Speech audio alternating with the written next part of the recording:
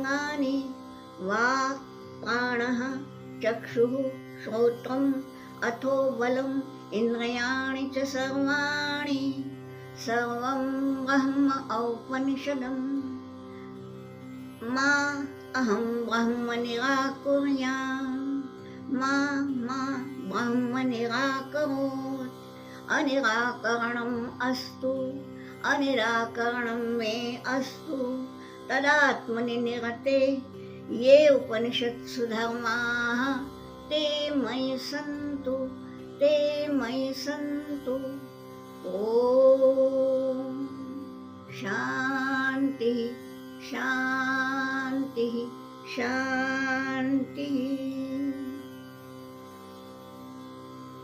कल हमने केन उपनिषद का पहला खंड समाप्त किया था। आज हम दूसरे खंड को प्रारंभ करने जा रहे हैं। जब ये पहले खंड के समापन में क्या था, गुरु ने ये बोल दिया था कि तदेव ब्रह्म त्वं विद्धि, वही उसी को तुम ब्रह्म समझो। उसी को यानी जिसका विश्लेषण पहले किया है, उसी को ब्रह्म समझो।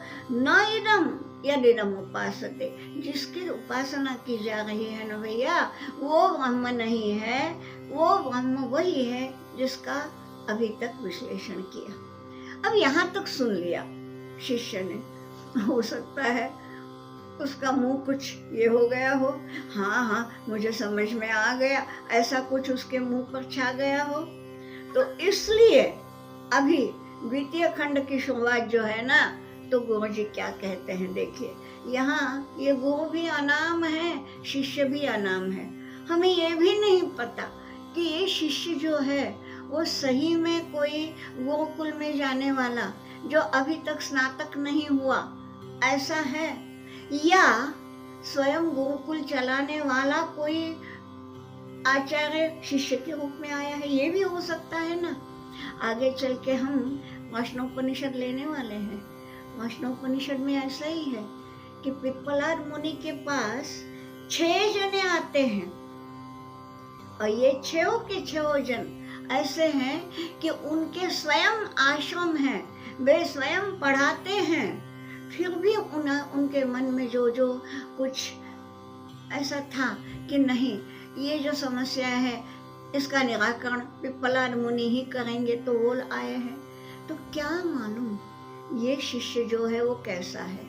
लेकिन इतना है कि तदेव ब्रह्म त्वं विद्धि, ये शब्द सुनने के बाद शिष्य का मुंह जरूर खिल गया होगा। और इसलिए अभी गुरु जी कहते हैं, यदि मन्य से सुवेदेति दभ्रमेवापि। हाँ, यहाँ देखिए आपके सामने जो मंत्र आया है, शायद दभ्र लिखा हो, शायद दहर लिखा हो। दोनों ही पाठभेद हैं, दोनों ही शुद्ध हैं। ठीक है, तो क्या है, यदि मन्य से सुवेदेति दभ्रमेवापि नूनम त्वं वेत्थ ब्रह्मणो रूपम। यानी खैर अगला भी देखे फिर बताएंगे। यदस्य त्वं यदस्य च वेदेषु यदस्य च देवेषु नु मीमांस्यमेव ते मन्ये विदितम्। ये क्या है, जब शिष्य को कुछ ऐसा लग रहा था कि हाँ ब्रह्म का स्वरूप कुछ मेरे समझ में आ रहा है, तो गुरु जी बोलते हैं, यदि मन्य से सुवेद इति।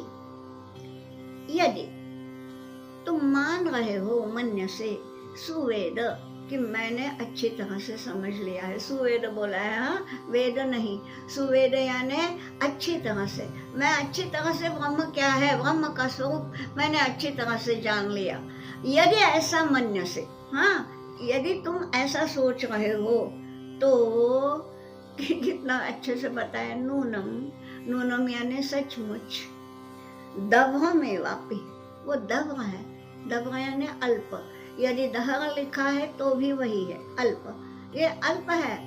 यदि तुम ऐसा मान बैठे हो कि हाँ गुरु जी ने जो निरूपण किया इससे मेरे समझ में सब कुछ आ गया, सुवेद, तो भैया ऐसा नहीं है।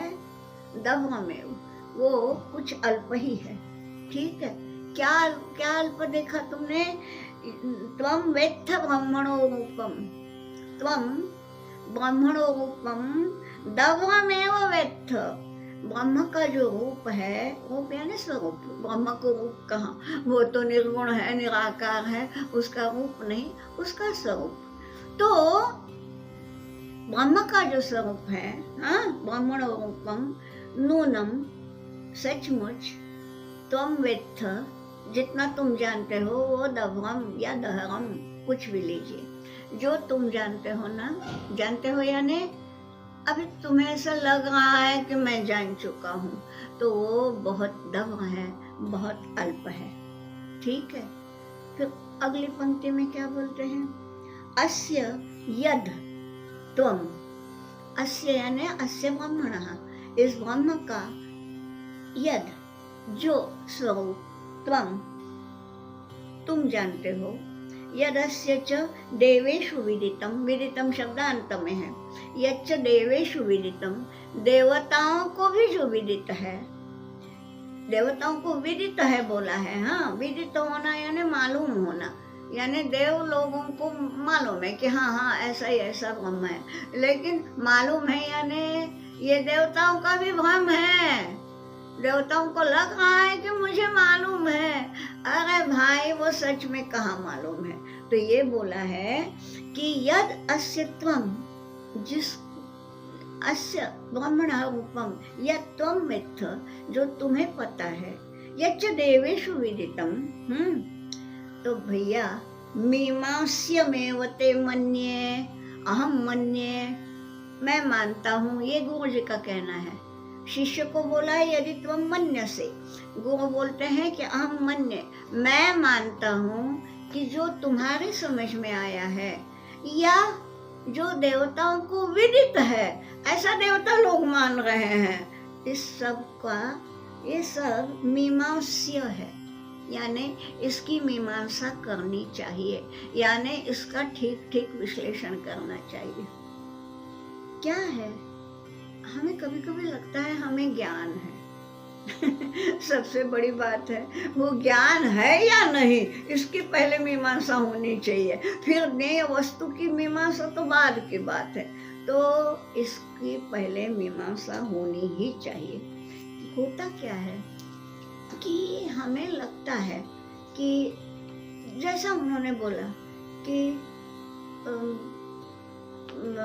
ये बतलाया ना कि जिसका वाणी से वर्णन नहीं हो सकता, जिसके कारण वाणी बोलती है, हमें लगता है हाँ भाई समझ में आ गया मेरा। अब बात ये है, जरा सोचिए, सपना देख रहे हैं आप, ठीक है, सपने में आपको ऐसा दिखता है कि मैं किसी से कुछ बोल रहा हूँ, होता है ऐसा। अब बताइए, आप स्वयं तो सोए हुए हैं, आप नहीं बोल रहे हैं, और आप जो सपने में बोलते हैं वह आप सुनते हैं कि नहीं? भले ही सपने में सुनते हैं, पर सुनते हैं कि नहीं?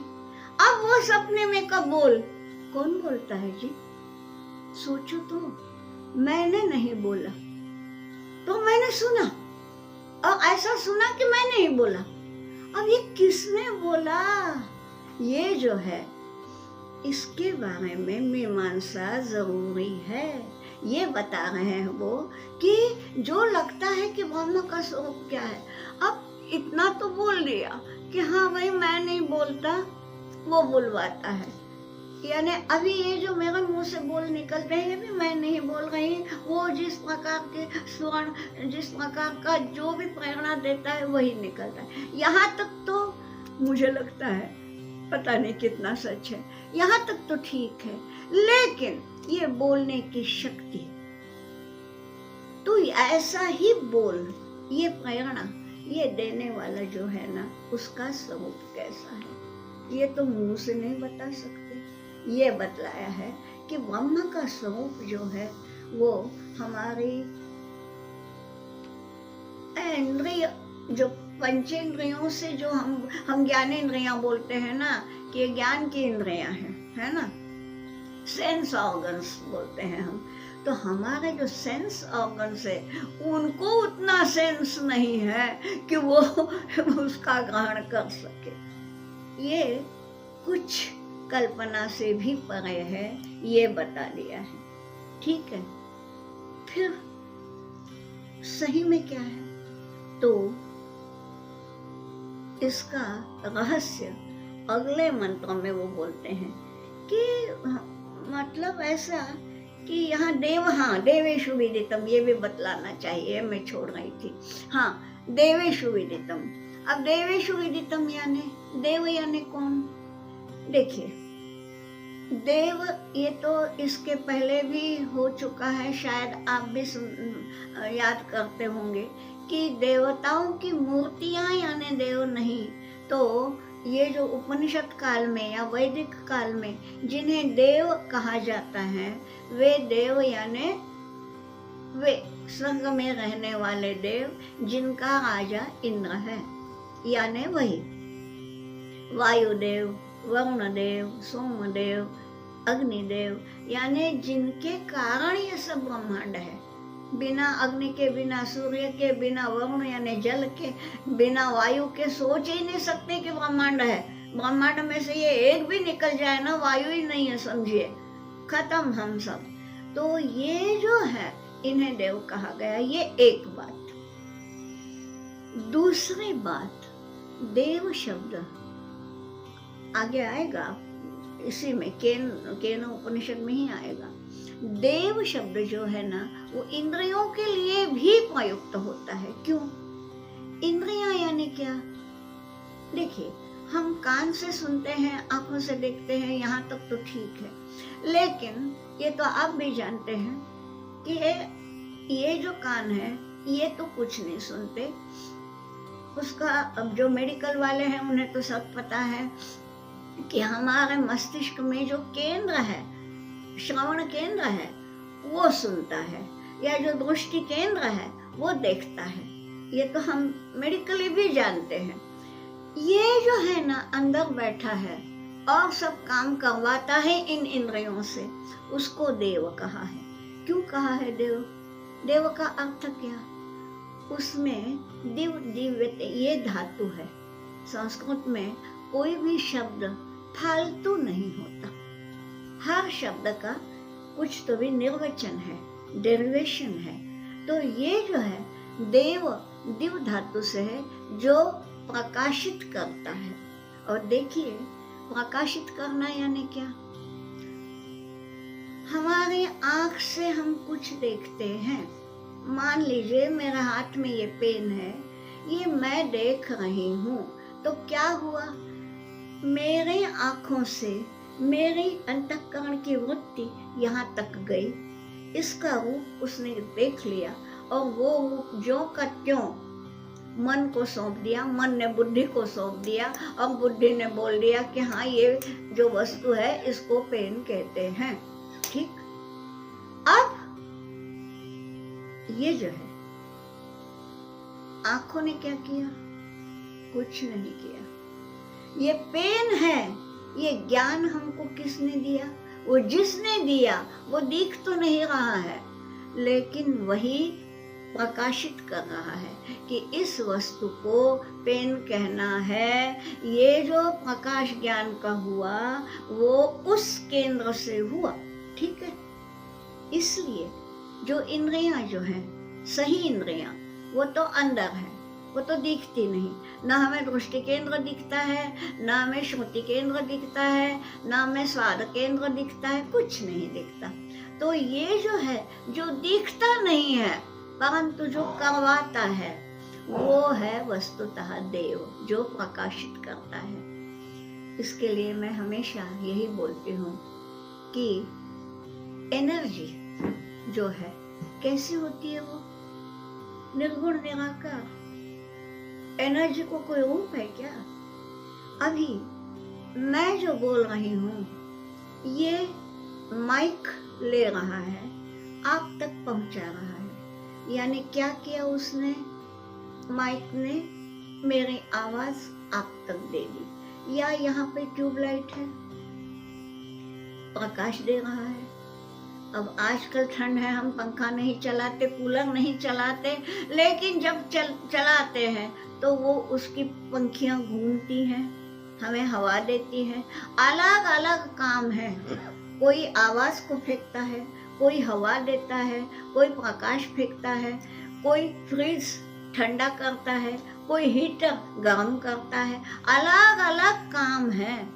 लेकिन ये सब काम जो है ना, वो चलते किसके कारण है? करंट के कारण। यदि विद्युत प्रवाह ना हो तो इनमें से एक भी यंत्र काम नहीं करेगा। यंत्र है, ये इंद्रियां दिखने वाली हैं, और जो ग्रहण करने वाली इंद्रियां हैं यानी विद्युत प्रवाह, वो है वस्तुतः मूल केंद्र, उसको यहाँ देव कहा है। ठीक। अब यहाँ ये बोला है कि देवेशु विदितम, यानी क्या? स्वर्ग में रहने वाली देवताओं को भी लगता है। इसके कारण इसका जो केनोपनिषद में ही तीसरे खंड में यही बतलाया जाएगा कि देवताओं को लगता है कि हमने ब्रह्म जान लिया, और उनका ये जो गर्भ है ना, वो किस प्रकार से समाप्त होता है, एक कहानी के रूप में तीसरे खंड में बताया गया है। और कहानी है तो जरा कुछ चिकन लगेगी। ये शिष्य गुरु का संवाद थोड़ा गंभीर होता है ना, गहन गहरा होता है, तो वो उतना रुचिकर लगे या ना लगे मुझे नहीं मालूम। आप यदि सूज्ञ है तो आपको अच्छा लगता होगा, वरना कोई ऐसे भी होंगे जो जमाई देते होंगे। अब ये तो अपनी अपनी वृत्ति है भाई, लेकिन कहानी सबको अच्छी लगती है तो वो तो हमें तीसरे खंड में मिलेगी। और ये दूसरा खंड जो है केवल 5 मंत्रों का है, तो ये अपन देख लें।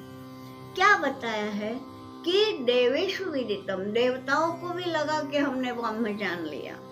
तुम्हें भी लग रहा है हे शिष्य, तुम्हें भी लग रहा है कि हाँ कुछ कुछ समझ में आ रहा है, लेकिन जितना तुम समझ रहे हो वो अत्यंत अल्प है, दहर है या दब है। ठीक। अगला मंत्र क्या बोलता है? ये मंत्र जो है शिष्य बोल रहा है, नाहं मन्ये सुवेदेति नोच वेदेति वेदन। ठीक। वेदच नो न वेदेति वेदच। ठीक। यो नस तद्वेद तद्वेद नो न वेदेति वेदच। आप बोलेंगे क्या है भाई, सब शब्दों का ये गड्ढमड्ढ कर दिया है। शिष्य बोल रहा है कि मुझे ऐसा नहीं लगता कि मुझे सारा कुछ समझ में आ गया। हाँ, ना हम मन्ये सुवेद इति। सुवेद यानी मैंने पूरा अच्छी तरह से जान लिया है, ऐसा तो मुझे नहीं लगता। यानी शिष्य इतना सुज्ञ है, इतना समझदार है कि वो उसको इतना बोल सका कि हाँ भाई, मैं पूरी तरह से समझने के लिए मैं अभी तक समर्थ नहीं हूँ। इतना तो समझ लिया, यही बहुत है। ये जिसको समझ में आता है ना कि मुझे समझ में नहीं आता, वही सही माने में समझदार होता है। तो वैसा ये शिष्य कुछ समझदार तो है। वो बोलता है नाहं मन्ये सुवेद इति नो न वेदेति वेदच। यानी क्या? सुवेद अच्छी तरह से समझ लिया, ऐसा ना हम मन्ये, ऐसा मैं नहीं मानता। ठीक। शिष्य का ये है, गुरु ने बतला दिया ना, उसके ऊपर शिष्य उत्तर दे रहा है कि मैं ब्रह्म को अच्छी तरह से जान लिया, ऐसा दावा तो मैं नहीं कर सकता। परंतु नो न वेदेति, न वेद, मुझे कुछ भी नहीं समझ में आया, ऐसा भी नहीं बोलता। 2 नेगेटिव्स, मैं 1 पॉजिटिव। मैं बिल्कुल नहीं समझ में आया, ऐसा भी नहीं बोलता। यानी कुछ कुछ समझ में आ रहा है, तो इसलिए वेद, इसलिए मैं जानता हूँ। बिल्कुल नहीं जानता ऐसा तो नहीं है ना, तो मैं जानता हूँ। हाँ, अच्छी तरह से नहीं जानता, लेकिन कुछ तो ज्ञान है मुझे।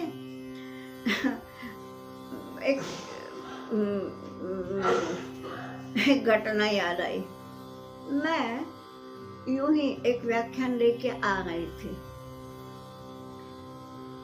तो स्टेशन पे बैठी थी, गाड़ी आने में समय था, तो वहीं पे प्लेटफॉर्म पे बैठी थी मैं। तो उतने में वहां से एक पिता पुत्र आए, छोटा था बच्चा, और उसने कुछ तो भी बोला कि पापा मुझे वो चाहिए वो चाहिए। तो पिता ने बोला ठीक है, यहीं बैठो सामान के पास, मैं तुम्हारे लिए लेके आता हूँ खाने की चीज। ठीक है, बच्चा बैठा, मैं देख रही थी, छोटा सा बालक था, तो मेरा मन उसकी तरफ गया। अब क्या हुआ, इस बच्चे ने पास में पड़ा, पिता के हाथ में पेपर था उस दिन का, उन्होंने खरीदा था, और अब वही पेपर डाल दिया और वो खरीदने चले गए। वो पेपर उस बच्चे ने उठा लिया। हाँ, अब मैं देख ही रही हूँ, क्योंकि इतना सा बच्चा वो पेपर क्या जाने। भैया उसने खोला और ऐसा रखा, और ऐसा लग रहा था कि वो पढ़ रहा है, और कुछ कुछ उसके होठ भी हिल रहे थे। मेरे से कहा नहीं गया, मुझे लगा कि अरे ये पढ़ना जानता है, होठ हिल रहा है मतलब वो ये कर रहा है, इतना सा बच्चा पढ़ता है। उतने में उसके पिता आए, मेरे से कहा नहीं गया। मैंने पूछा ये बच्चा पढ़ना जानता है? हाँ बोले। हाथ में पेपर कौन सा था? Times of India. तो बोले हाँ जानता है। अगर बेटा पढ़ के सुनाओ तो। और फिर उसने शुरू किया, टाइम्स TIMES बता दिया, OF यानी टाइम्स ऑफ इंडिया का उसने स्पेलिंग बता दिया। अब ये जो लिखा है ये टाइम्स ऑफ इंडिया है, ये नहीं मालूम उसको। वेद न सुवेद, ये जो है मुझे वो एकदम याद आया कि वो शिष्य ऐसे ही बोल रहा है कि टाइम्स ऑफ इंडिया ये उसका ये अर्थ होता है, ये नहीं मालूम, लेकिन ये बराबर पढ़ा उसने TIMES, उसमें कोई भी गलती नहीं की। यानी नहीं आता ये भी कैसे कहे, उसको टी आता है, उसको आय आता है, सभी कुछ आता है या नहीं आता, ये अब बात है। शिष्य क्या बोल रहा है, ना हम मन्ये सुवेदयति, मुझे अच्छी तरह समझ में आया, ऐसा तो नहीं मानता, पर न वेदेति, परंतु नहीं ही जानता। यानी ब्रह्म नाम की कोई चीज है, ये भी लोगों को नहीं मालूम, मुझे उतना तो मालूम है। हाँ, तो न वेद इति नो यानी इंग्लिश का नो नहीं, न उ इसका संधि है वो, यानी ऐसा भी नहीं कि मैं बिल्कुल नहीं जानता, तो इसलिए वेद तो मैं जानता हूं। और बात यह है कि यहाँ तक शिष्य बोल के चुप हो गया। अब ये जो है ना, ये क्या है, ये चिंतन है कि यो नस तद्वेद तद्वेद, यानी नहा यानी हम में से, अस्माकम नहा, आप जानते होंगे जो संस्कृत उन्हें पता है, अस्माकम नहा हम लोगों में से, शिष्य ही बोल रहा है, हम लोगों में से यानी शिष्य मंडली में से। हाँ, यो तद्वेद, जिसको इतना समझ में आ गया, तद्वेद उसको आता है, वेद यानी विद धातु के रूप है ये। तो हम शिष्यों में से जो इतना जानता है कि मैं न तो जानता और न नहीं जानता, ये जितना जो कोई इतना जानता है ना, वेदच वही जानता है। शब्दों की तो जंगल है, या जंगल से हमें रास्ता निकालना है।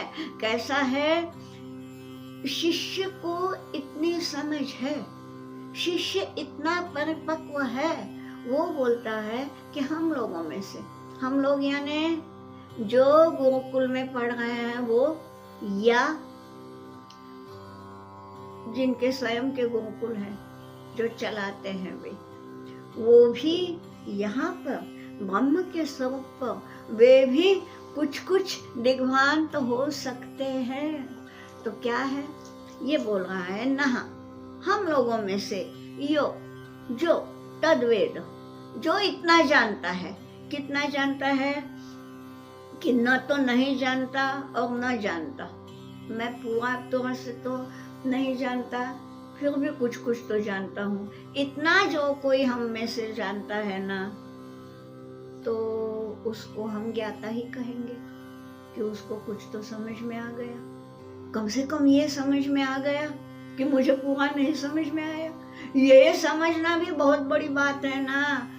होता क्या है, थोड़ा सा ज्ञान पाने से हमें लगता है कि हम ज्ञानी हो गए। जैसा अब उस बच्चे की बात बताई कि हाँ पढ़ना आता है, अब उसको क्या आनंद आया होगा पता नहीं किया एमएस पढ़ने से, परंतु उसको इतना आनंद आया कि हाँ मैं कुछ पढ़ सका।